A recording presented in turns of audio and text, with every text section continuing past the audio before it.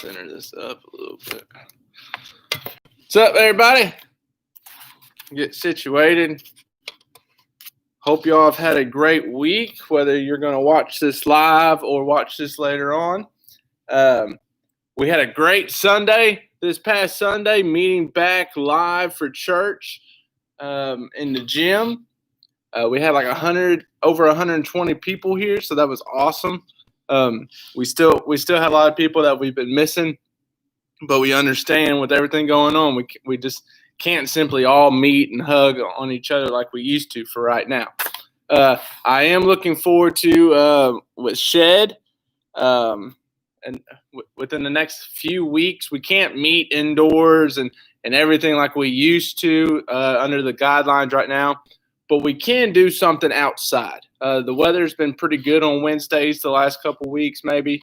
So we're going to try and plan an outdoor event, just hanging out, playing some cornhole, playing some basketball, having a little devotion time where we're all spread apart and just staying outside so we can stay as safe as possible. But I'm ready to meet in person with y'all. This whole talking to the computer screen has gotten old, and I'm so ready to be with y'all. That'll be in the next few weeks. I'll probably give you a concrete date next week on when we're going to do that. So look out next week for our Shed Live, and I might throw it in our Devo video as well, just when we can meet. But tonight I just want to talk about this one word, and that word is platform. And I want to talk about how we have a platform to use. Now, if you were to look up the top 10 phobias in the world, or even just the top 10 phobias in America, different lists would have different number ones probably. But within all these lists, within the top 10 phobias, usually you'll find the fear of public speaking. It is a very common fear that many Americans, many humans across the globe have. For me, man, it was one of my biggest fears in school. Now, if you have a big fear and you want to share it in the comment section, go ahead. Just tell me what's one of your biggest fears. Are you scared of spiders, snakes, heights, girls? They're kind of scary. Rejection, failure. There's a lot of different fears that we can have. So if you want to put those in the comments, go ahead. But when I was young, one of my biggest fears was public speaking. When I was a junior in high school, I had a history project, and half of the grade was presenting this history project to the class. I took a 50% on this assignment because I did all the work, but I would not go in front of the class and present it because it gave me such an anxiety and fear that I just told the teacher I ain't doing it. Now, I'm sure if I would have went into detail why I wasn't going to do it, the teacher might have been able to work something out with me, but I was too embarrassed to even talk about how fearful I was of public speaking. So I just chose not to do it. And then God called me into ministry, and I just kind of laughed because I was like, that's a lot of public speaking. But God's never going to call the qualified. He qualifies the call. We've talked about that before, and he's still working on me to this point. But, we're never going to be called to be comfortable. Public speaking can be uncomfortable for some people. But using our platform's not always going to be comfortable. So I want to talk about these two things tonight. One, what is our platform? And two, how can we use this platform to share God's love with other people? So whether we like attention or not, we have a platform. Now, there's really like two types of people. Some people just like attention. They like to be the center of attention. They like for the focus to be on them. And then there's other people who would much rather be in the background. So you got your movie stars, and you have your people that would rather be like the director or the cameraman. Okay? So two different types of people, but we realize no matter what type of person we are, we have a platform that we can use to share God's love.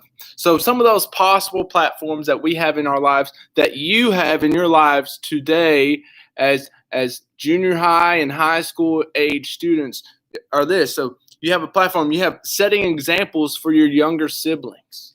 Setting example, how you act at school, how you act at home, setting a great example to your younger siblings, how you treat your parents in front of your friends. Okay, that might seem silly, that might seem insignificant, but it paints a pretty good picture of who you are by how you treat your parents, especially in front of your friends. Okay, what about who you are in the locker room? Okay, I know who you are at Shed.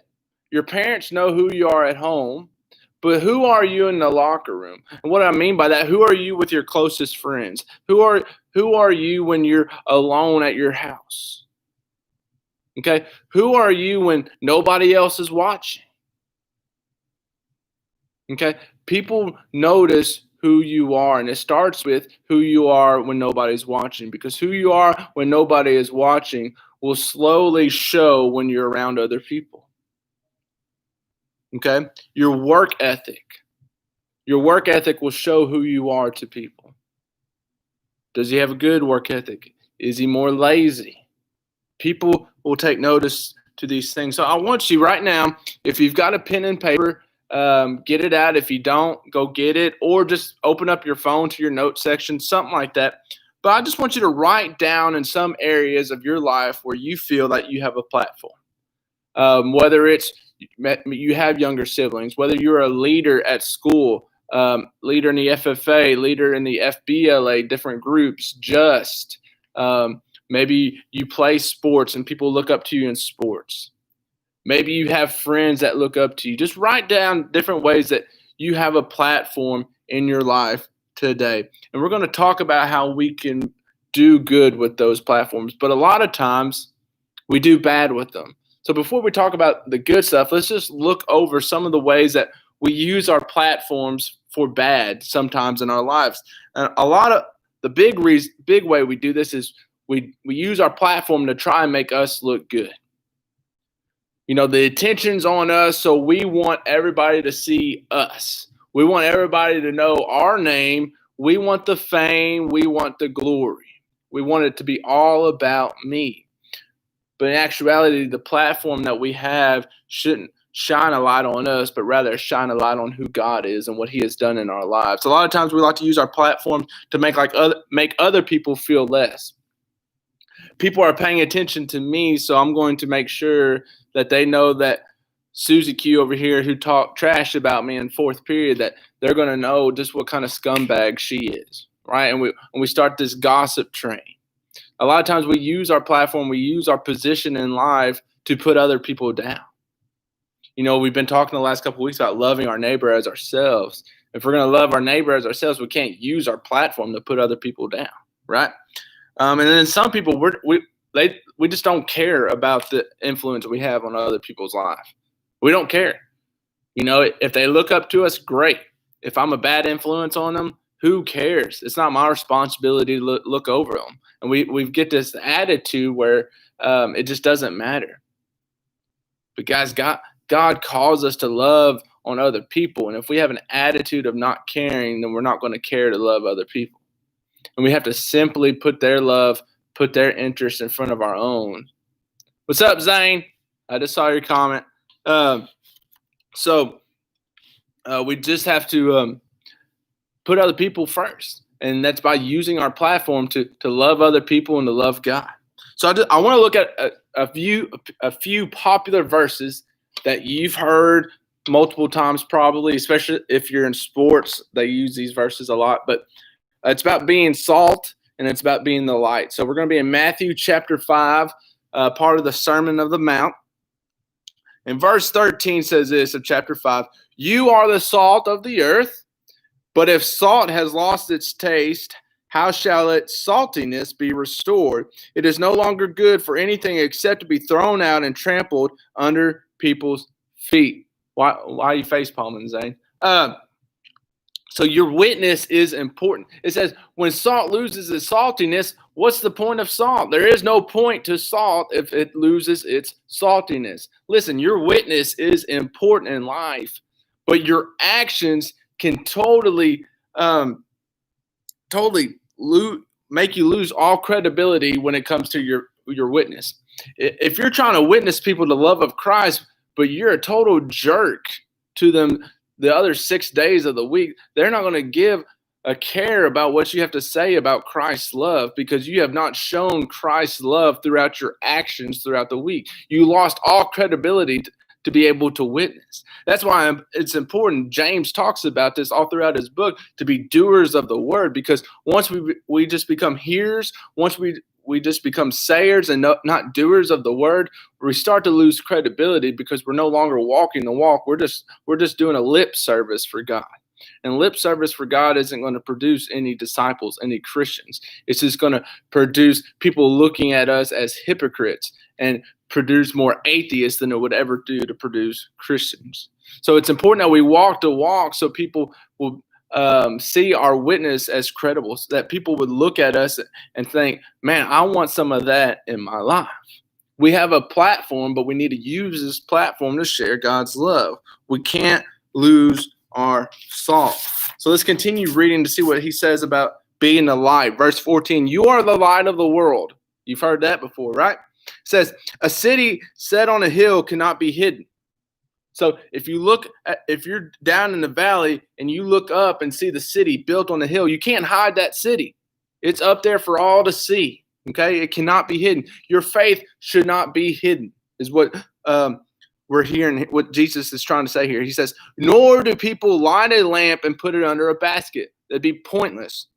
But on a stand, and it gives light to all in the house. In the same way, let your light shine before others so that they may see your good works and give glory to your Father in heaven. So let me just talk to you for a minute. I'm going to put my Bible down and let's just chat. Mostly one-way chatting, but if you want to comment a question, for real, like anytime I'm talking, if you've got a question, just go ahead and ask. But Jesus says to be the light. He says, listen, you're not going to light a candle and then put a basket over it. Why? It defeats the purpose of a candle, right? Jesus says we are the light of the world. We are to shine light in the darkness. That's what we're supposed to do. But what do we like to do? So let's just pretend we're going to school, okay? And there's a lot of darkness in the school. There's a lot of gossip, okay? There's a lot of illegal drugs. There's a lot of drinking, maybe not at school, but outside of school. There's a lot of cheating. There's a lot of inappropriate relations, whether it's boyfriend, girlfriend, homosexual relations, just a lot of stuff that goes on within and without the wall, outside of the walls of school. Very dark place sometimes. God calls us to be the light, but so often, because we don't want the attention, instead of being the light, we would rather be a shadow in the darkness. We would rather try and blend in with the darkness. And what we do is we try and hide our faith. We try and be like a candle under a basket. Yes, God, I want to light up the world for you, but I don't want everybody to know that I'm lighting up the world for you. Like I'll be the light when it's the popular place to be, but guess what? If you're to go into a lit room and shine a flashlight, it's not going to make much of a difference. But if you go in a totally dark room and you light that same flashlight, guess what? It produces much light. It produces a path for you to be able to see in. God doesn't call us to be the light amongst our Christian friends. He says to go out in the darkness and be a light. What does that mean? It means you're going to stand out. Listen, if you're living your life for Christ, if you're using your platform for Christ, you're going to stand out. One of my favorite people in the whole wide world that doesn't even know I exist is Tim Tebow. He's one of my favorite people in the world. I doubt he would say the same about me, but that's okay. But I love Tim Tebow. Why? Because Tim Tebow is a guy who has used his platform to share God's love. And can I tell you, he's been made fun of. He's been ridiculed all his life since he's had this platform to stand on. Okay, he is one of the greatest college football players to ever play. Now, there's one time I did not like Tim Tebow. It was his sophomore year. He was the very first sophomore to ever win the Heisman Trophy. And I didn't like it because he beat out a junior by the name of Darren McFadden who played for the Razorbacks. So for that reason, I didn't like Tim Tebow. But throughout his college career, throughout his NFL career and his MLB career that I'm pretty sure he's still doing now, he has been a guy who has put Christ first in his life. And the national championship game that Florida played, and he won a national championship, he had the black marker, the black tape on his cheeks, and he wrote John 3:16 on it. And after that game, that was the most Googled search there was. Okay? People who have never heard of God's love was Googling this scripture because Tim Tebow put it on his face. Now, Tim Tebow has been made fun of because he stood strong in abstinence. People made fun of him for that. He stood strong on his Christian faith. People made fun of him for that. But he didn't let that distract him because he saw the good, and that outweighed any negative action, any negative emotion that was given towards him. God calls us to do the same thing with our platform. Now, we might think, man, my platform is insignificant. I'm not on national TV. People don't know my name just by mention of it in the grocery store or at sporting events or anything like that. People don't know who I am. What kind of platform do I have? You have a platform because people are paying attention to you. Whether it's your friends, whether it's your younger siblings, it could be your older siblings. It could be your parents. People pay attention to who you are. And just like Tim Tebow chose to not take the easy way out, Tim Tebow could have faded into the darkness and just hidden into the world and just be seen like any other athlete. But he decided to stand out. He decided to let his light shine. I can't imagine the pressure that he faced with all the money that was thrown at him, the girls that probably tried to throw themselves at him, the different relations he could have had, the fame, the fortune, all these things that so many people strive for, but yet he didn't let those things distract him from that. His platform was made to make God known, not Tim Tebow known. And he used it for that. Now, let's get off Tim Tebow for now and just talk about us. How can we imitate that in our own lives? We can inspire others around us when we use our platform for God. So just like we're inspired by other people, obviously I've been inspired by Tim Tebow. I just went on a 5-minute rant about how awesome he is. We too can be inspiring to other people by our actions, by our boldness. So let's just talk about a couple ways we can apply this to our lives. One, what kind of platform do you want to stand on? All right, this is your choice to make. Your mama can't make this choice for you. Your friends cannot make this choice for you. What kind of platform do you want to stand on? What do you want to do with your life? What do you want your life to be about? What do you want people to know you for? When they say the name Zane Ushery, what do you want them to say after that? Zane was a great basketball player. Zane was a great friend. Zane was a good guy. Okay, what do I want them to say about me? Barry O'Bannon. Barry was a goofball. All right, I'm sure somebody has said that in their life. I don't like Barry. I'm sure somebody has said that before. I know I have an ex-girlfriend or two that has said that in their life. But what's important to me is that somebody says, Barry, man, that guy loves God. Barry, that guy loves his wife. Barry, that dude, he loves his sons. He would do anything for his family. He would do anything that God had called him out to do. He would do anything for the Shed students. Barry loves God. Barry loves people. That's what I want people to say about me. I know there's going to be negative things said about me, and I can't control that, and it doesn't necessarily bother me too much. But ultimately, I want people – sorry, there's a fly in my face. But I want people to say that Barry loves God and Barry loves people. That's what I want them to say. Almost got that fly. Anyways, number 2, how are you going to use your platform? Listen, I'm going to kill this fly. How are you going to use your platform? It's a problem with live streaming. You never know when a fly is going to show up and not leave. Will you use your platform that God has given you in your life for his purpose? Okay, that's ultimately what we're talking about tonight. Will you use your platform for God's purpose, or will you use it for selfish reasons? Okay, the easy way out is to be selfish. And we can either be selfish by pointing all the attention to us, or we can be selfish by pointing all the attention away from us and just blending in with the crowd. Or we could just be a bully about it. And I want to end with this quote. This isn't the biggest philosopher.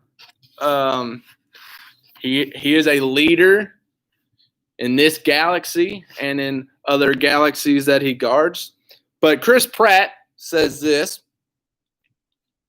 If you didn't get that reference, I'm sorry, I'm a nerd. But Chris Pratt says this: if you're strong, be a protector. So I'm just going to break down this quote real quick. If you're strong, be a protector. What is he meaning? If you have great strength, use that strength to protect other people. Not necessarily to use that strength to put other people down. Your strength has nothing to do with you showing your dominance. Your strength is for you to be able to protect other people who cannot protect themselves. Okay?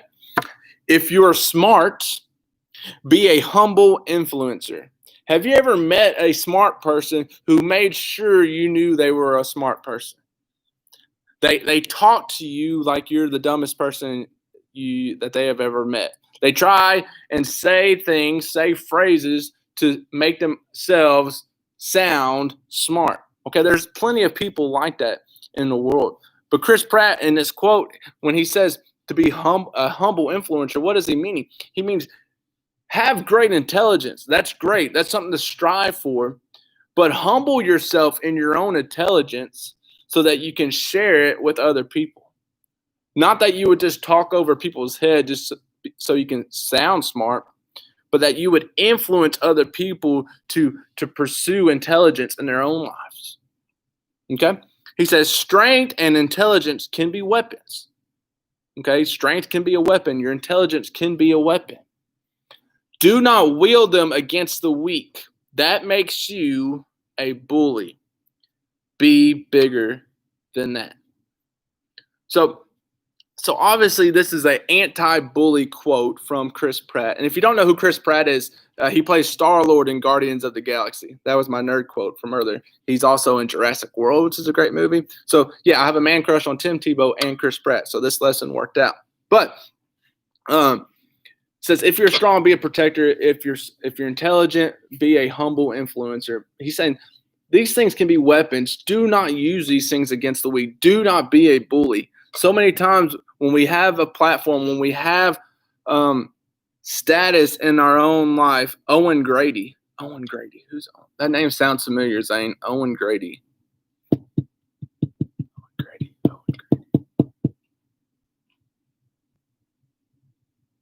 Sorry, somebody's trying to tell me who Owen Grady is, and I can't think of it. Zane, tell me who Owen Grady is. I know that name, and I'm just. Is that his name in Jurassic World? I think that's his name in Jurassic World. Yeah, I'm right. That's what his name is. I knew it all along. Anyways, so good job, Zane. And sorry, but Chris Pratt, Owen Grady, Jurassic World. Yeah. So. What was I saying? ADD is kicked in. Let me look at my notes. Don't be a bully. Don't be a jerk. Okay. So if you have been blessed with a platform to share with other people, use that platform to share God's love. God calls us to all be disciples, and we do that by humbling ourselves, by loving our neighbors. Okay, you don't have to be a Bible scholar to share the Bible. Now, it's important to know Scripture,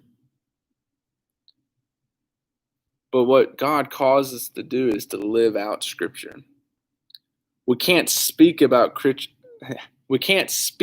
Scripture if we refuse to live out Scripture. we lose all credibility.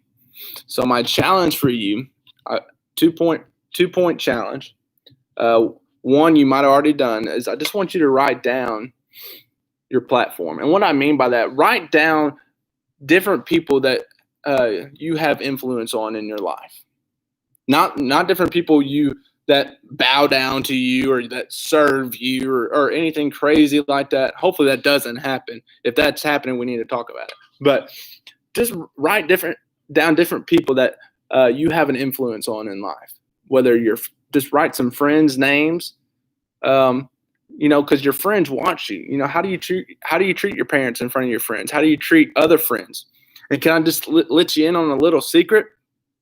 If somebody talks about somebody else to you, more than likely that person is going to talk about you to somebody else. So what kind of friends do you have? What kind of friend are you? Okay, what kind of influence do you have on your friends? So write down your friends' names, write down little siblings' names or older siblings, write down different people in your life that you feel that you could have an influence on. And then beside each name, I want you to write how you can have a positive influence on that person's life. Okay? And then third, pray for opportunities to be that positive influence in their life. Use your platform to share God's love with people in your life. Listen, guys, I love you. That's it for our lesson today. I look forward to the next few weeks when we can meet outside of the shed, play some basketball, play some cornhole, maybe get some bases out, play some kickball, just to get together, we'll probably get a little hot outside, but just to get together, see you, have a devotion time outside, and just stay safe and be together. So I love you. I look forward to seeing you. Until then, I'll see you live next week at the same time. Bye, guys.